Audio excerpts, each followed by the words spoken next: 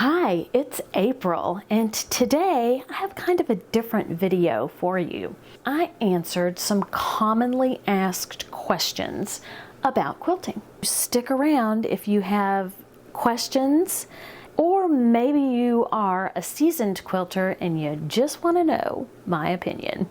You get to see some quilting, some thread breakage footage, and you get to see the quilt when it's done. What's the difference between quilting cotton and other fabrics?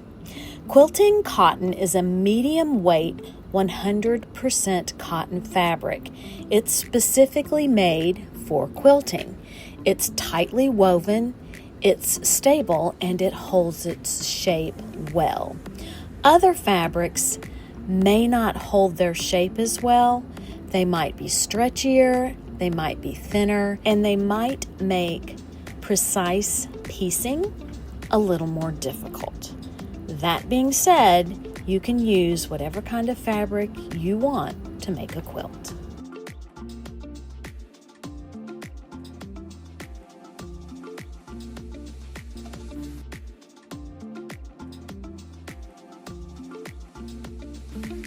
How do you know which way to press your seams?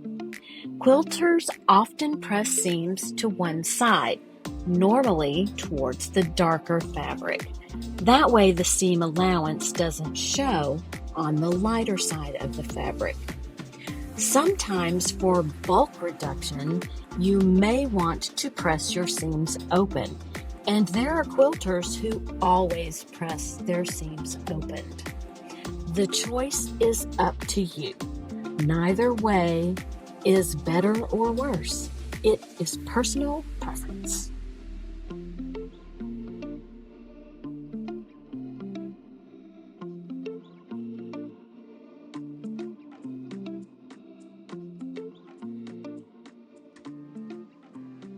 All right.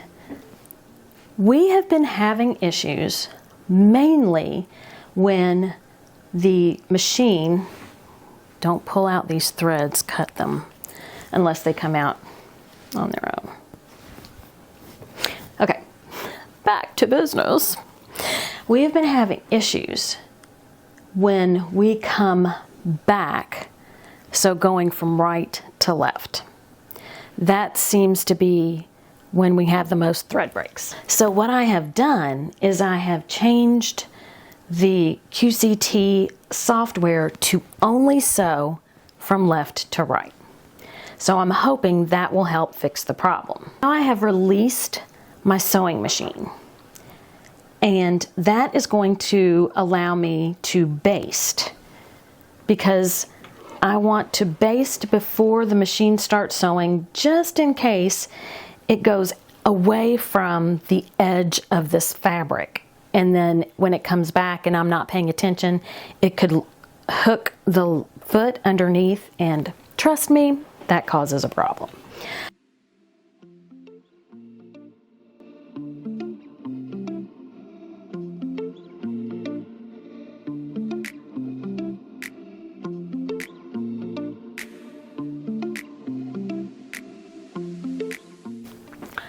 All right, I am going to put the machine back in control. I have told it where I am on my quilt. I'm going to move this close to the start point, and I'm going to hit sew.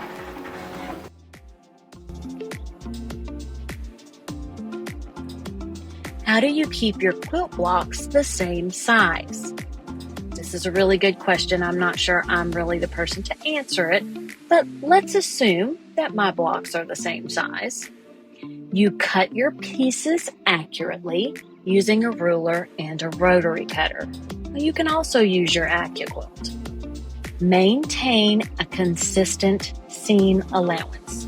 Ideally, it's the 1/4 inch seam, but if you're just a little less than a 1/4 inch seam or a little more than a 1/4 inch seam, just keep going using the same seam allowance for your whole project.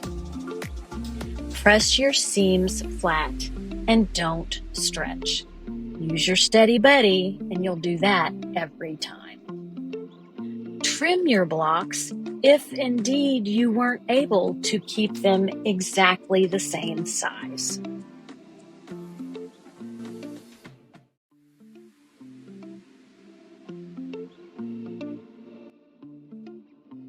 Why is a 1/4 inch seam allowance so important? I'm assuming that a 1/4 inch seam for quilting was a standard because the seam wasn't so wide that it put too much bulk when piecing the quilt, but it was wide enough to keep your fabric connected stably so that you didn't have to worry about your quilt falling apart. A 1/4 inch seam is the standard, and you can also use a scant 1/4 inch seam. But most importantly, if you get close to your 1/4 inch seam, make sure that that is the same seam allowance that you use for your whole project. It might be a little bigger, it might be a little smaller, but you do want to remain consistent throughout the quilt that you're working on. If you didn't quite get your 1/4 inch seam perfectly this time, try it next time. Consistency, consistency, consistency. Use what you started with.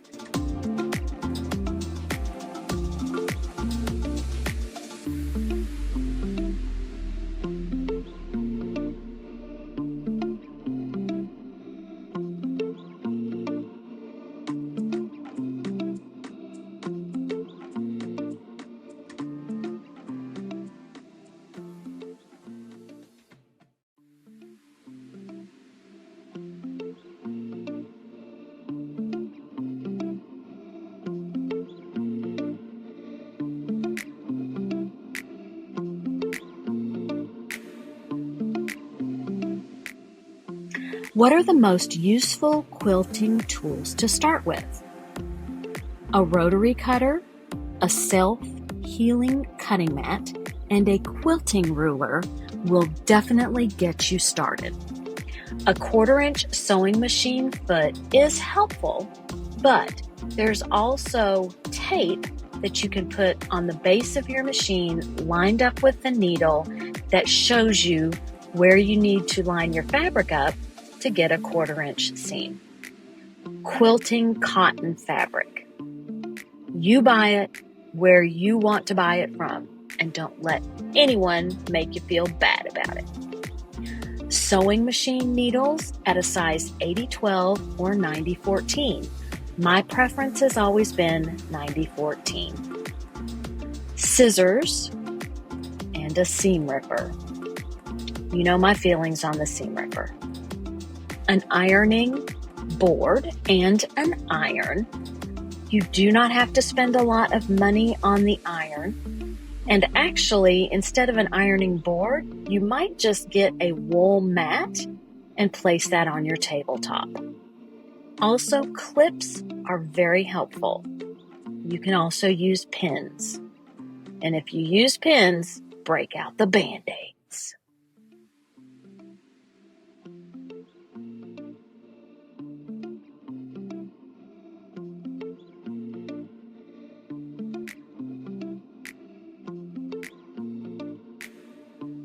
Should you pre-wash your fabric before quilting? No. No, no, no, no, no, no, no.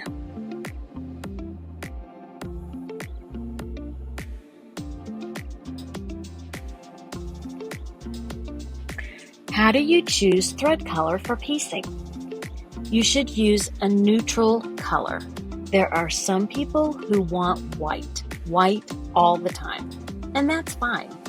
I had a little issue with my white thread breaking. I don't know if it was over bleached or what happened. And since then, I have opted for a light gray. You can also use beige. Whatever it is that works for you, but make sure it's something fairly neutral so you don't see it in your quilt once your quilt is all put together and quilted.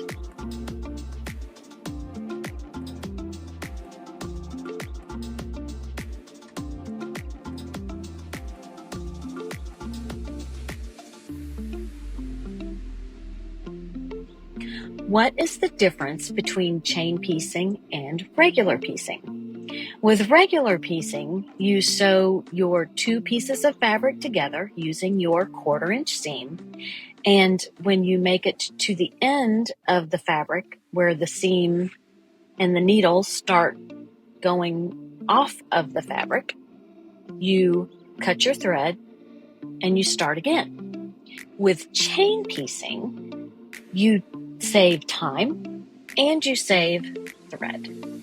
So once you get through piecing the 2 pieces of fabric that you have, stop just before they get out from under your presser foot, and then move your next 2 pieces of fabric that you are sewing together under the front of the presser foot, and then sew those 2 pieces.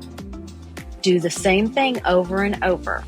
You will have to snip the thread in between your piecing pieces, but you work much more quickly if you don't break your thread and start sewing a seam again, and break your thread and start sewing a seam again.